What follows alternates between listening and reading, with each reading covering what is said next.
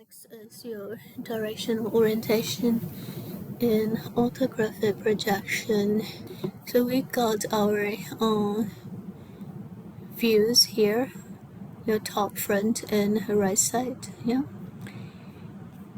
your orthographic projections, and we have their dimension data. So here is your depth, and then your width here, and this is your height. We use symbols, yeah. So your height is h and your width is w, and then your depth is a little d here. So in the top view, we can see the width, yeah, of the object and also the depth. In the front view, we've got the width and the height of the object. And in the right view, we have the height and the depth of the object.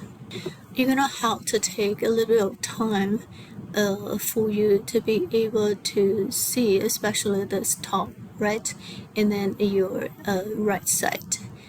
So you might want to go back, okay, to here all the way. So this is what we're talking about, the depth, right? And then of course the width is you can be able to understand your height is here, and then your depth is here, okay? So a little bit difficult for you to be able to see it, because if you carefully try to remember, your depth is right here, okay, right there. So that's what we can see on the right side like that. So I'm back here for this slide, so I want you to be very careful when you study, yes, especially the top and your right side views. And this is just talking about how we projected the 90-degree to each other. So if we go back and review this, and you can remember, yes, so this is a reason why it is trying to remind you, since they're projected 90-degree to each other, your height and then your width and then your depth dimension characteristics, and they can be displayed in a 2D, okay, plane like this. And there, of course, see, like don't forget the extension line, right, from edges to edges, and they're all again perpendicular to each other.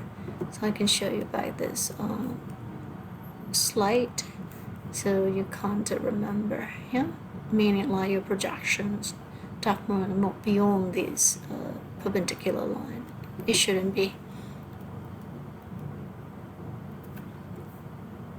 Here's just showing you the directional orientation.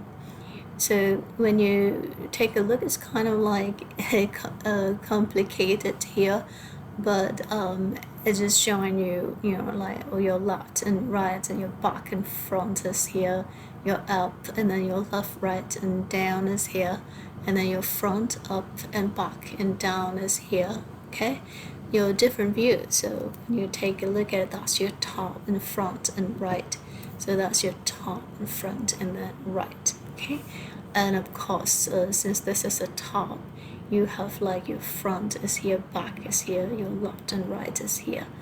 And this is, again, when you go back here, see, this is your front. So when you look at the front, of course, your upper part is your up, and lower part is your down, and your left, and then your right. Since this one, of course, is your right side view, yeah, we're looking at from the right, so you know that's the up and down, front and back, okay? I hope you get this. So let's recall how there's a projection. So here is your object, and these are your visual rays. In technical term, we call them projectors, yeah, projecting to the plane, just like our projector in our classroom, yeah? You have your projector, and we are projecting these visual rays onto the projector screen, and you can be able to see the image just like that, yeah? Of course, if you pay attention to the line of sight, yes, coming up from the infinity, it would be totally a 90-degree on this plane. and this plane we call it the projection plane. Yeah. And of course we call that also the projection plane, picture plane, or your viewing plane.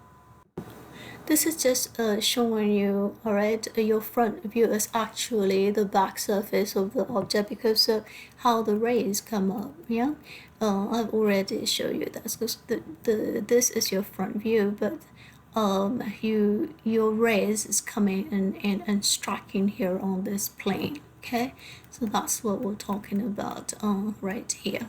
Okay.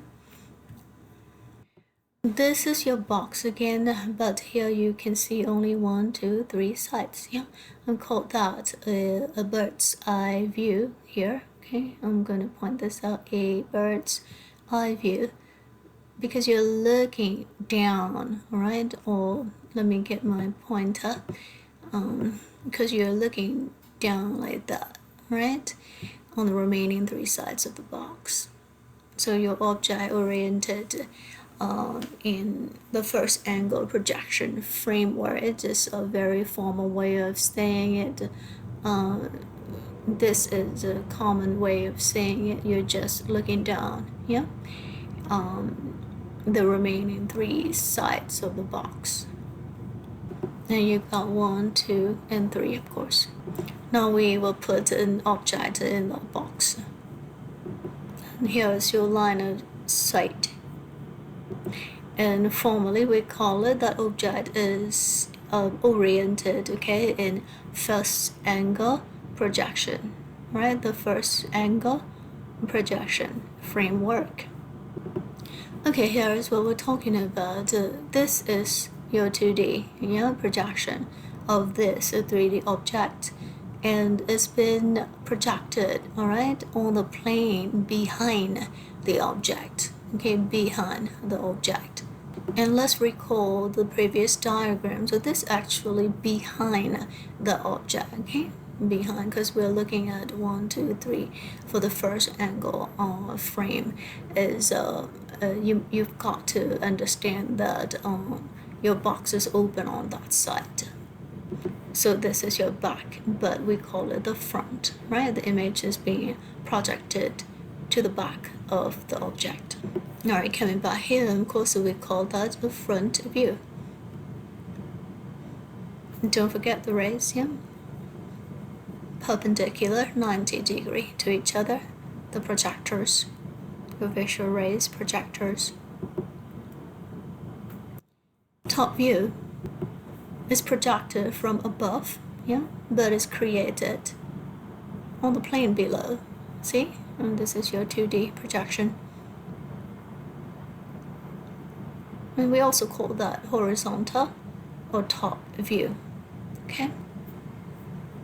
A little bit difficult for you. It will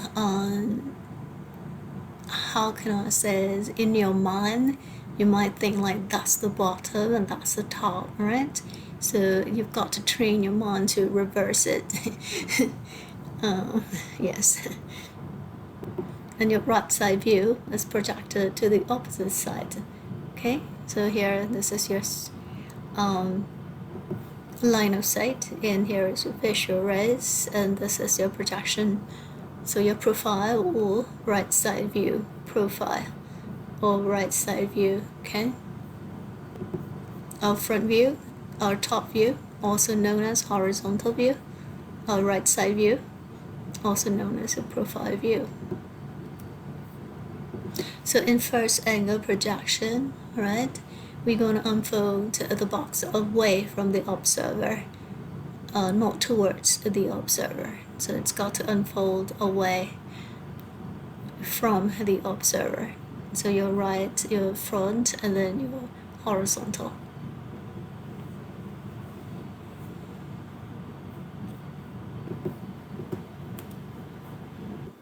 Okay, now we're going to flatten it out so you get a really neat and tidy views. So we have 3 views, yeah, to describe this 3D object. So our right side, our front, our front view and then our top view. We usually unfold, of course, the frame in order for us to be able to see the multiple views, right, in a single XY plane.